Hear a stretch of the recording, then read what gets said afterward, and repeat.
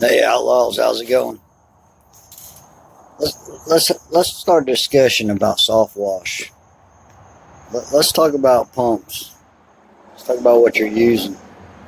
Let's talk about the standards. Okay, you got your 12-volt pumps. You got your diaphragm pumps. You got your air pumps. Okay, let's talk about the good and bad of all of them. Okay, as everybody here knows, I'm sure the 12-volt you're gonna run through a few of them in a short period of time. Yeah, flushing them out helps prolong them and everything. Big key factor in a 12 volt that I found is running heavy enough gauge wire. A lot of people have problems when they try to cut corners. They try to run too small a wire because they see that's what's on the pump, and that's fine for a short distance. But when you're running from your battery and you're running a small wire, it gives that wire time to heat up, and the distance, your amperage increases, heats the wire up. You're going to blow your fuses. So if you're going to go that route, make sure you're wiring for the length that you need is an appropriate size. I don't recommend anything under 10 gauge. Also, a lot of times we'll run a almost a 0 from the battery positive, and we have blocks, and then we'll drop it down to a 10 gauge right by the pumps so that the amperage isn't too much of a draw. Okay, so everybody knows pretty much that if you don't keep them cleaned out, and not necessarily that's not everything, because you can buy a 12 volt, install it, and then you can install it and it not work. I've got them out of the box. I got bugs flying around me here. I got mosquitoes and stuff trying to fly around my face. But you can buy them and get them out of the box, and they don't work. It's kind of luck of the draw. If you plan on, it's a fine start. I mean, if you're planning on getting a start and doing some roofs and making some money, and you plan on putting that money back into the business to do an upgrade, there's nothing wrong with 12 volts. But you got to do your upgrades, man. You got to go to a better system. I mean, people's going to say, oh, man, I've been running 12 volts for years or whatever. Okay, well, you've also bought a bunch of them, too. You can kid yourself, but I bet you look back in your receipts, and I guarantee you've bought a bunch of them. So that's pretty much all about 12 volts. I mean, it's pretty cut and dry. I mean, you're going to spend money to make money. You're going to have to replace them every once in a while because they're going to wear out. They're not made to pump that chemical. They're not made to keep a constant pressure. Yeah, they got pressure switches on them and all that stuff and everything, but they're not built to maintain that pressure at a constant like you're using it. When you pull that trigger, you're asking for a constant 60, 70 pounds of pressure. That makes that pump run continuous. That pump is built to cycle on and off. It's built to build the pressure in the line, bleed down, start back up, build the pressure back up, shut off. It is not, I'm sorry, the bugs are driving me nuts. It's not built for a continuous duty pump. All right, now let's talk about air real quick. Air is awesome. I like air. I mean, It's great. But now let's talk about the negatives. I mean, well, first of all, let's talk about some good stuff about air, okay? Air, you can shoot air a lot further distance depending on what size pump you get. If you go, the 1/2 inch or 1 inch, 3/4, there's different size pumps out there you can get. And I don't know who all carries what, but you can get the same diaphragm pumps that are air pumps on up, I think, up into a 2 inch in different brands. But you have to have a lot of air to move those pumps. So most people are going to end up with the 1 inch or the 3/4. I don't know, 1/2 inch. I think it's 1/2 inch. But now let's talk about equipment. To run that air, you have to buy a compressor. Now your compressor is an extra expense. Okay, now you got, not only do you have the rebuild of the diaphragms when you wear the diaphragms out, you also have an extra motor running that you have to change oil in, and you have to put gas in if it's a gas driven air compressor, and you have to have one big enough that it's going to run your pump. Okay, people say, oh well, I can get an electric one. Okay, that's all good, you can do that, but now you have to have a generator. Okay, so now you're putting more equipment on the trailer. Okay, and that generator, some pressure washers come with generators and all that stuff and everything, but normally they're not big enough to run an air compressor and run your burner and all that. So you can run some lights off of them and your burner, and that's about it. So now you're talking a generator that's going to cost you money to buy. And then you got to maintain it. The oil changes, the fuel, the air filter, all that stuff. That's all maintenance that you have to keep up with on that equipment. Okay. So not only are you running extra equipment, extra fuel cost, and everything else,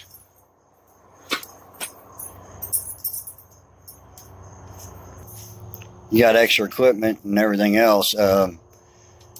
You also got to remember what we deal with, the chemicals that we deal with, aren't exactly equipment friendly. I mean, if you got a pool, you ever been around pools, chlorine, anything, even just the tablets. If you store those tablets in an enclosed area and there's not a lid on it, or there's moisture getting to it or anything else, just fumes and just it coming off of there, and the fumes, if there's anything metal, anything in that building that's metal, it's going to attack it. Okay, now you're driving a metal trailer down the road. Yeah, you can put some rhino coat on it, and there's some other coats on it, some marine paint. There's some coatings that you can prolong what's going to happen to it. Okay, but the bleach, you're not going to protect that air compressor, the generator, or anything else from spills or mishaps with your bleach. I mean, it'll eat your trailer up. It'll eat your equipment up. So now with the air, question is, do you want to run the extra equipment? And when the chlorine eats up your equipment, have to replace the equipment? I don't know. You tell me. In my opinion, it's not worth it. Okay. So let's talk about a diaphragm pump. Now, this is my favorite. People say I'm crazy, whatever. You know, when I first started doing this stuff, I had a pump that I leased out to a lawn care place that was for spraying chemicals. I bought it. I planned on getting my license for spraying chemicals. Well, I knew the guy that owned this company, and he had hired a guy that had his license to spray. So, but he come from Australia and pretty much blew all his money on his company. He was all in. And I got to know him, and he was talking to me about this guy. He's like, yeah, man, I could double my revenue if I could just get a sprayer for this guy and let him, do some spraying. I'm like, yo, man, I'll help you out, man. I'll just lease you a sprayer. I'll buy it, you lease it, and then, when you get the money out of it and everything, either you can buy it from me, or you can make him buy his. Because that was kind of the deal, was you lease mine, and then, he was going to make money and get a percentage and then buy his own pump. And I would just get the pump back. Well, I leased it to him for almost 4 years. And in that 4 years, the diaphragm was only replaced one time. That pump I used when I got it back for a while, and then it sat because I've been doing off and on again, so sometimes it's been sitting. So and I've rebuilt it one time, so a total of, and that pump's probably now at this point, it's probably 14-15 years old. So the diaphragm's been replaced twice. Okay, and everybody tells you, oh, don't get diaphragm, don't get diaphragm. I'm going to tell you a secret about a diaphragm pump. They're a good pump. Okay, and if you don't think so, just look around at all these stores now that are carrying some version of a diaphragm pump. Whether it be a Comet, whether it be an AR, whatever it is, they're carrying a version of a diaphragm pump.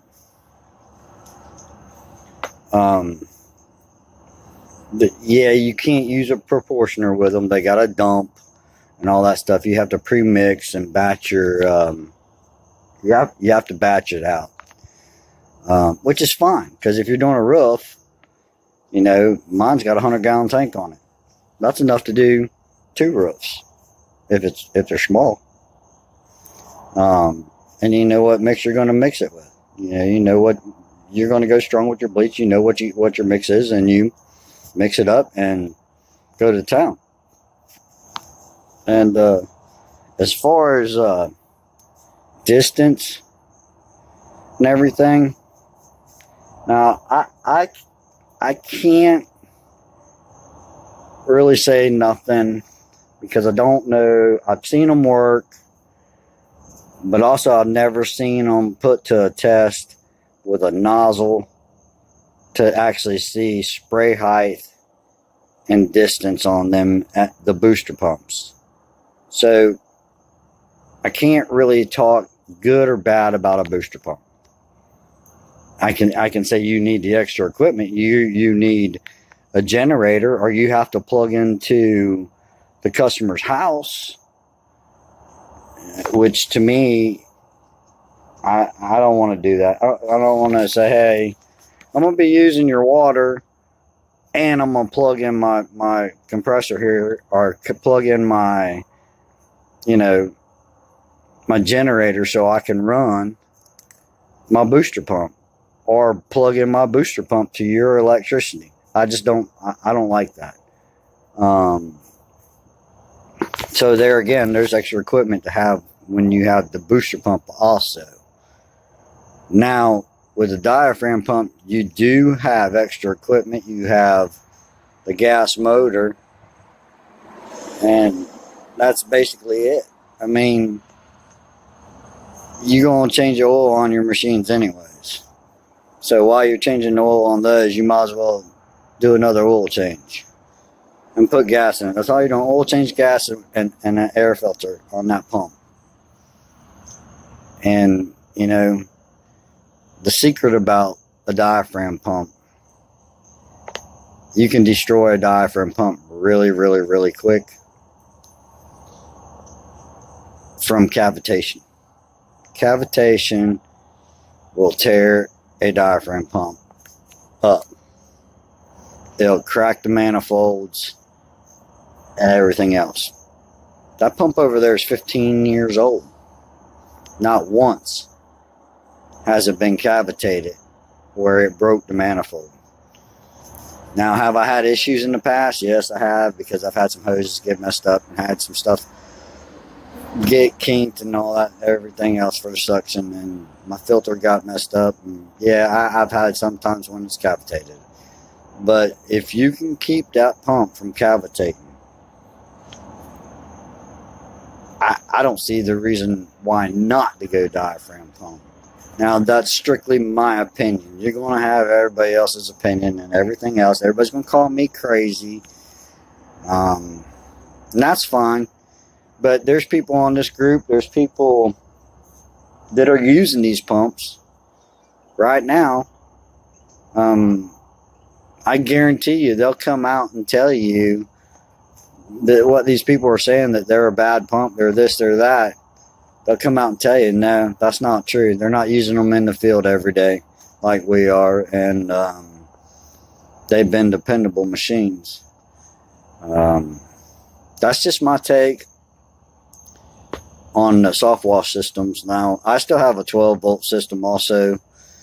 I use it for pumping oxalic and bleach. I use it to transfer bleach.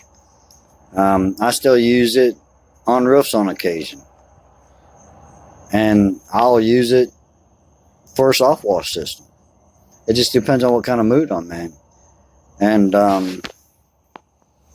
not that it's a bad setup, it's just I know I always have a backup 12 volt on the truck, because at any given time one can go down.